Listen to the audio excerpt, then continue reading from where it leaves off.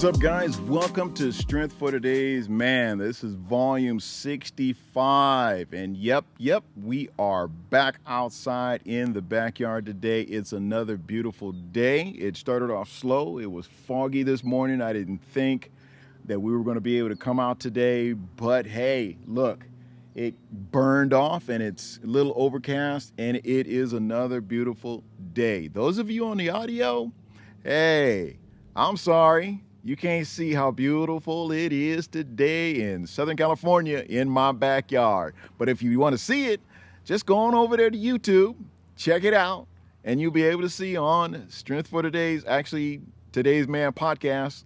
And that's on the platform of Life's Word Ministry. You'll see it. Pull it up.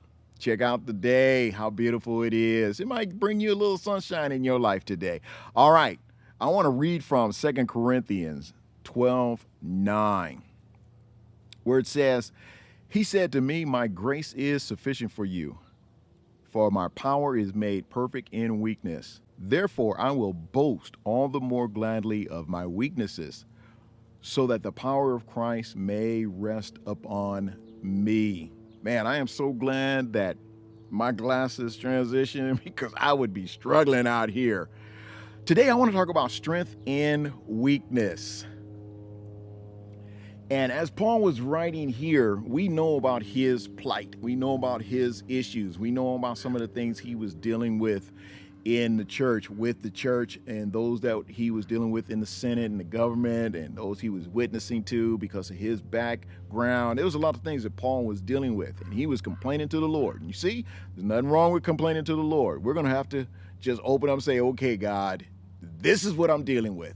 This is who's bothering me. This.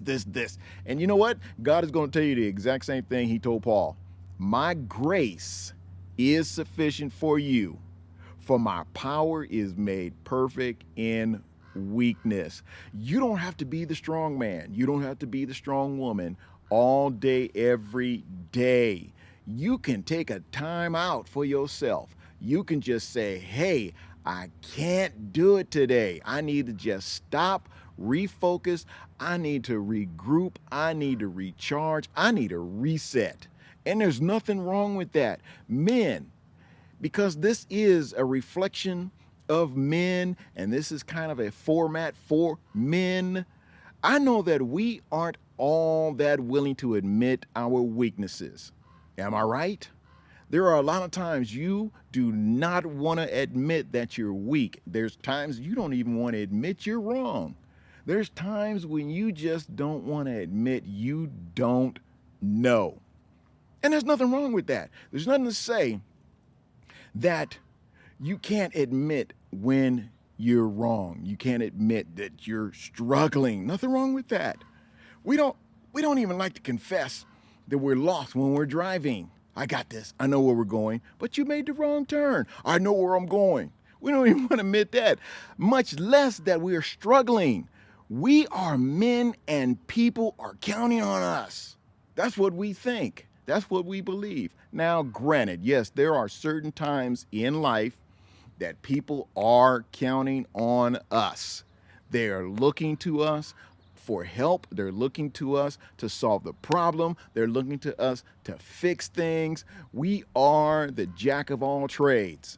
That's who we are. I know that was pretty much my title most of my life. Jack of all trades, master of none. I was just good with my hands. I could fix a lot of stuff. And a lot of people, they look to me to fix things. So many of you that are like that, people are going to call on you. They're going to look to you. They're like, hey, we need you. They depend on you, right? But there are times we need to just embrace the fact that we aren't the superheroes we sometimes believe we need to be. You don't need to believe you're the superhero all day, every day. You really don't. You need to take your cape off and hang it up sometimes and let people know I'm off today. Nothing wrong with that. Nothing wrong in just saying no. You see how easy that was? No is a complete sentence. When people are constantly bombarding you with tasks, they're bombarding you with this, that, and the other. Just look at them and go, no, I can't do it. I don't have time. I really have other things I need to accomplish. I need to do for myself. Can't do it today. You know what they're going to do? They're going to find somebody else. Don't get people to convince you that you are the only one that can do this. Because here's the morbid side. If you died, God forbid, they would find somebody else. And I know people are saying, but they are alive. So I'm not going to be looking at nobody else but them. There's strength in weakness. There's strength in you saying, I need time to reset. You need time to recharge. There is nothing wrong with that. I know that we have this mentality of, I can do it all on my own. I can do it myself. I can do this by myself, right? Wrong. It's time that we rid ourselves of that mentality and embrace the fact that we aren't the superheroes we sometimes believe. How many times I need to say that? As many times as it take, right? It's time we realize that we lead best when we allow God's grace and power to be evident in our lives. We need to show God's grace and power and let it be evident in our lives. We are strongest. Now check this. We are strongest when we lead and live with a dependence on God's work in our lives. I like that. We are strongest when we lead and live with a dependence on God's works and his work in our lives. As he said, and he's going to continue to say in his word, you might be going through, you might be struggling, you might be having a hard time, you might be dealing with issues and problems right now. But just like he told Paul, he says, you know what? Bob, John, Jim, George, Robert, Manuel, whatever your name is, Sally, Sarah, Christine, Wanda, Sonia, Martha. Shall I go on? It just doesn't matter what you're going through right now. My grace is sufficient for you.